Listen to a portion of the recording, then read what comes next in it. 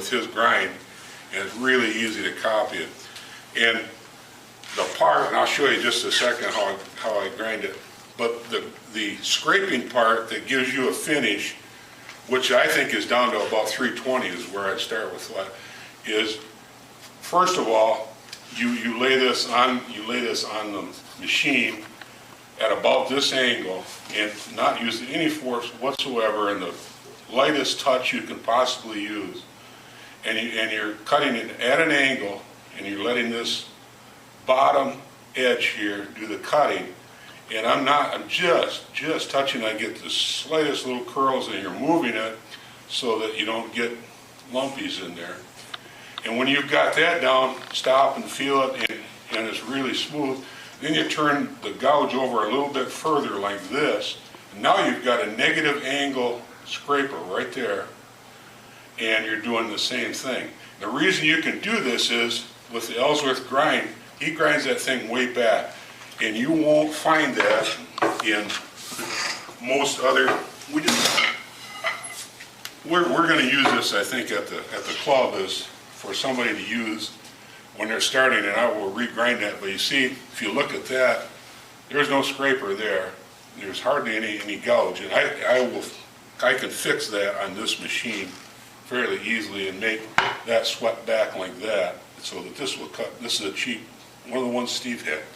It's a cheap. That's the grind that wood turners use for years. That's the normal grind. This in here, yeah. And I don't know. They had to be really good. I don't know how they did it. And if I use the word facet, everybody know what a facet is?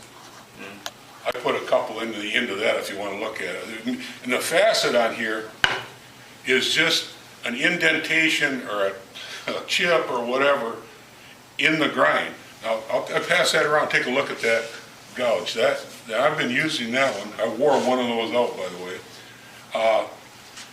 Well, when you look at the ground edge, you're not going to see any imperfections in it. And if you do, if you have facets like this as you're cutting, and if you just happen to turn it a little bit the wrong way, then all of a sudden you're cutting with a different edge, and maybe the wood doesn't like that, and that's when you're going to get catches.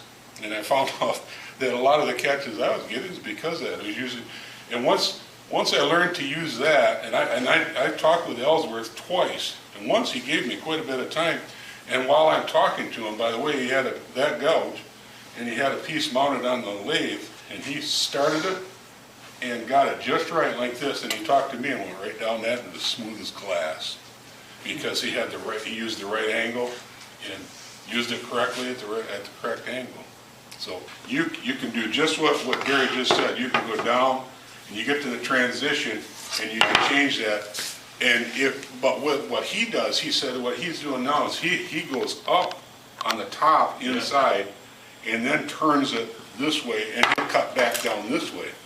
And he can do that with his eyes closed, but that's what he has to do. His grind, or his tool, this is made to fit that tool. I can't Nothing else will go in it. Yeah, and I'll show you how it works here. If you don't have this tool, this piece right here alone costs 35 bucks. I paid it because I wanted to do his system and use this a lot. If you don't have one, you can purchase a set of these kind of things here, and this is adjustable to any angle, as you can see right here. So you can do different sizes in this, and it does the same thing as this, really. With this distance, is 7 inches from the face of the grinding wheel. Oops, this isn't right. I didn't do it.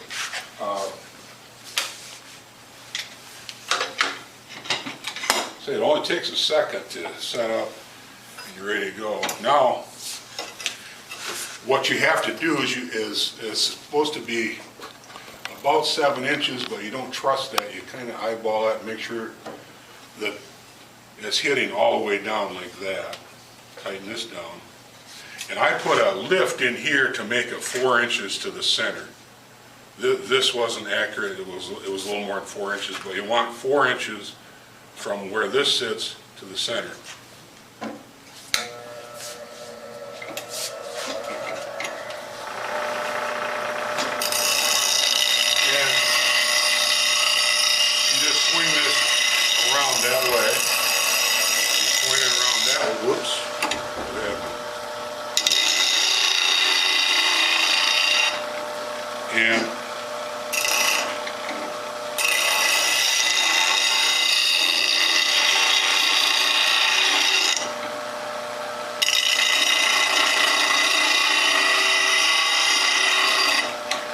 And you got a facet-free grinding surface all the way around doing that. And I can do the same thing with this.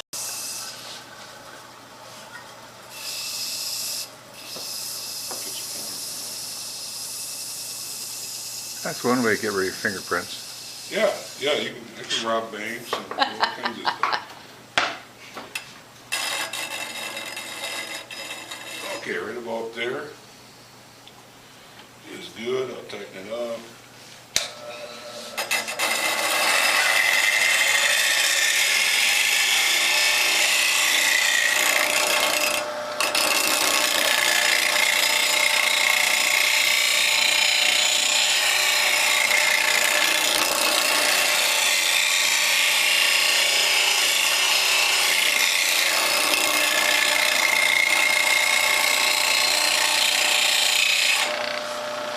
That gives you a nice cut there, no facets, and with the sweep back here so you can scrape with it.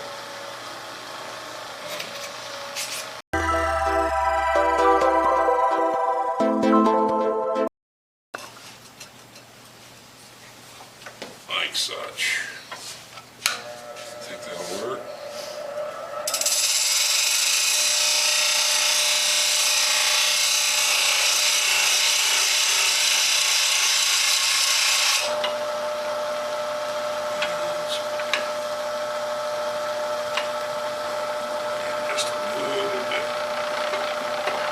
Once you get it set, like I only have one skew chisel at home, so when I go to sharpen, that's all I set.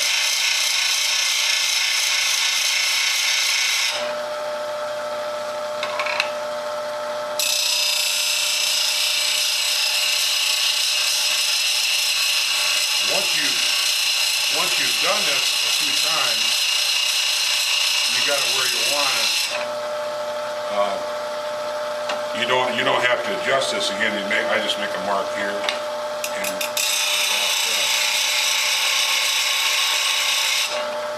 this was really a mangle to begin with. One thing I do remember from years ago, when you have kids in a industrial arts class sharpening tools, you got problems. No matter what you do, but see. Yeah, it's probably warm. But that doesn't have any facets on it. It's got a good clean cutting edge. You can bring it back, sweep it back a little further if you wanted to.